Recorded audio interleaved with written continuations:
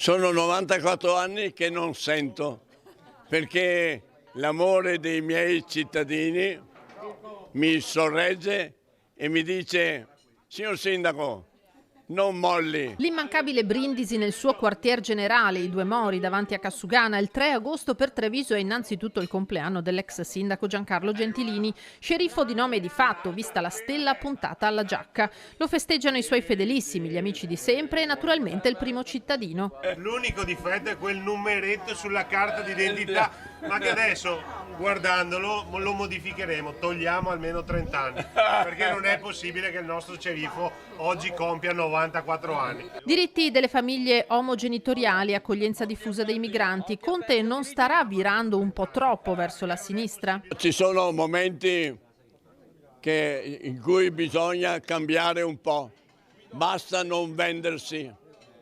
Io non tollero chi si vende per fare carriera. Se c'è necessità di un accordo va bene, ma non vendersi mai. E di sicuro mai alla sinistra, tuona Gentilini. La sinistra mi hanno massacrato, ma ho sempre vinto. No, non è vero.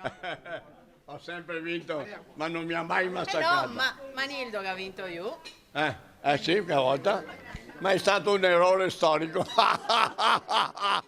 Questa io la volevo, se non fosse stata inquinata dalla sinistra, mi andava molto bene dentro nella mia lista. Inquinata. Racconta di avere nostalgia della vecchia Lega, la Lega Nord, lo sceriffo, anche quando abbraccia il coordinatore cittadino di Forza Italia, Giorgio Granello. Questo è stato uno di quelli che hanno portato avanti il credo della vera Lega. Da chi passa per caso a chi lo conosce da sempre, gli auguri più affettuosi. Caro Giancarlo Gentilini, cittadino trevigiano numero 1, tanti auguri, auguri di cuore dal tuo Sandro.